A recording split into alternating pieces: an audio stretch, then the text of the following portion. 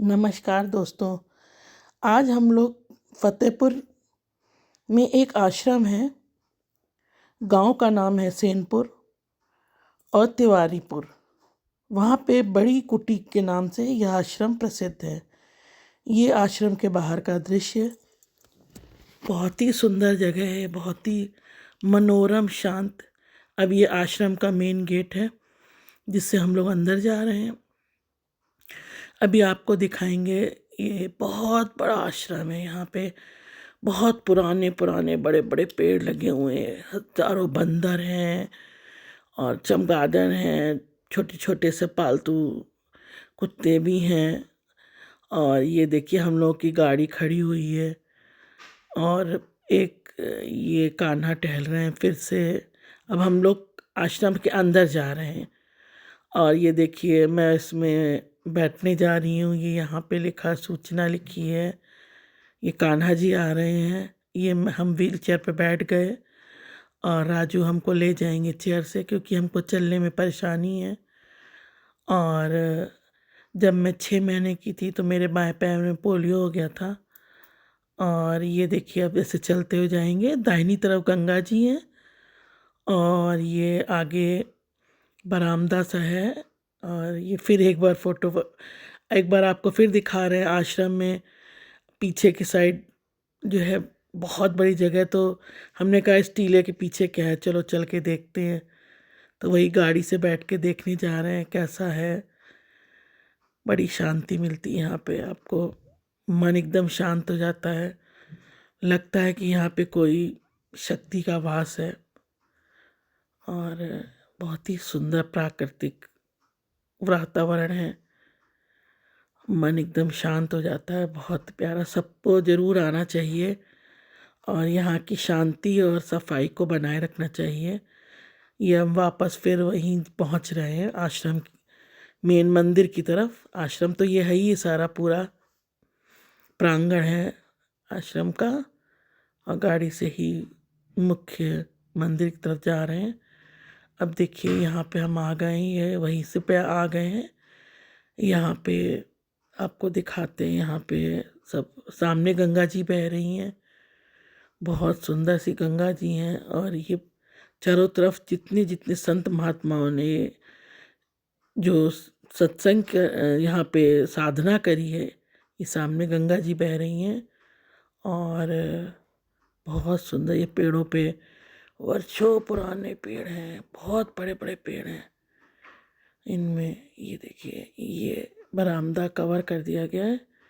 शोभन सरकार जी की प्रतिमा है यहाँ पे। और ये मुख्य हनुमान जी का मंदिर है, चक्रवर्ती हनुमान जी का। और ये ऐसे ये रास्ता नीचे की तरफ जाता है गंगा जी की तरफ। गंगा जी ये देखिए, जय माँ गंगा। बहुत सुंदर साफ सुथरा जल है गंगा जी का। और यहाँ आप स्नान कर सकते हैं बैठ के।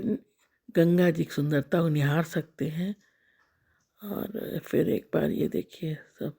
अब ये वापस इस रास्ते से फिर सामने मंदिर की तरफ जाएंगे।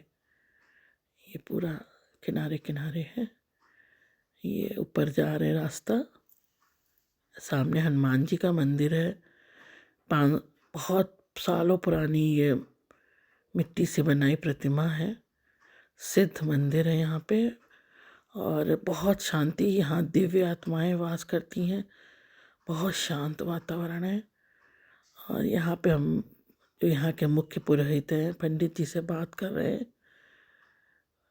चक्रवर्ती श्री हनुमान जी महाराज, ये देखिए बजरंगबली के सब सेना आ गई, वानर सेना आ गई सारी।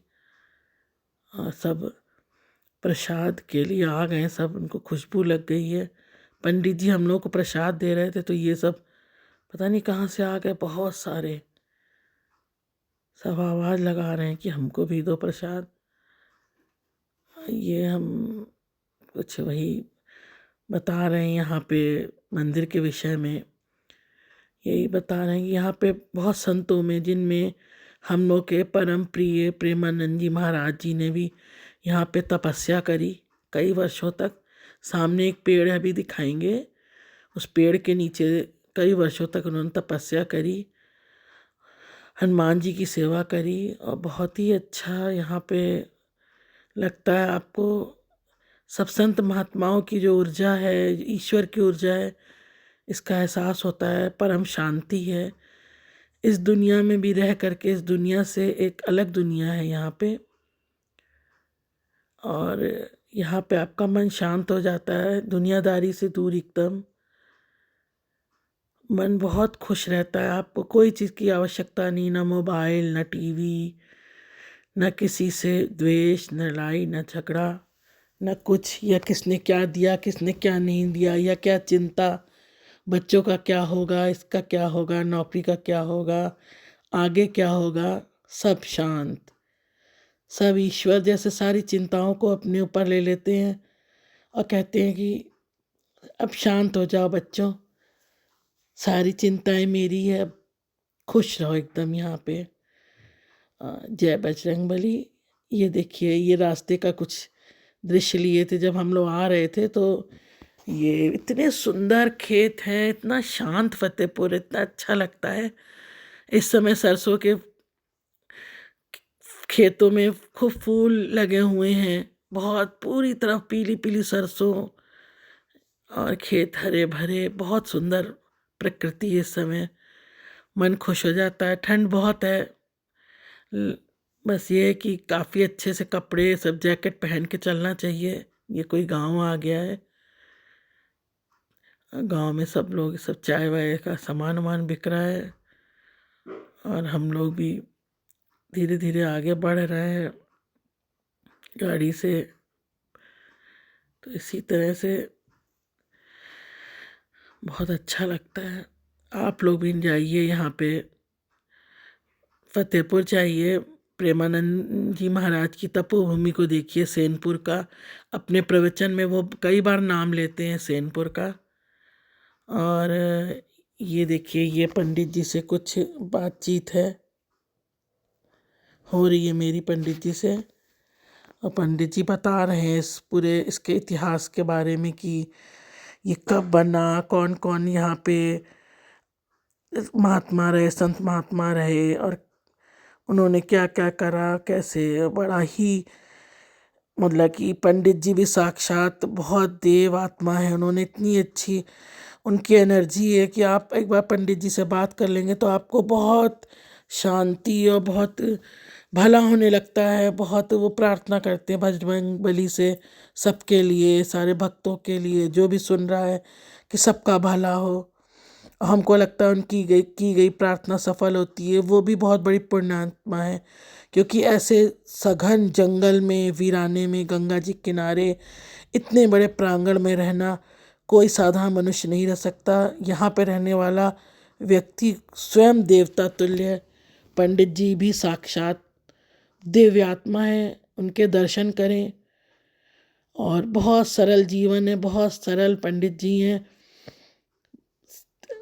3 टाइम स्नान करना, पूजा, ध्यान, जब भी हम गए वहाँ बराबर हनुमान जी की पूजा में वो लगे रहते हैं, और बहुत सरल हैं।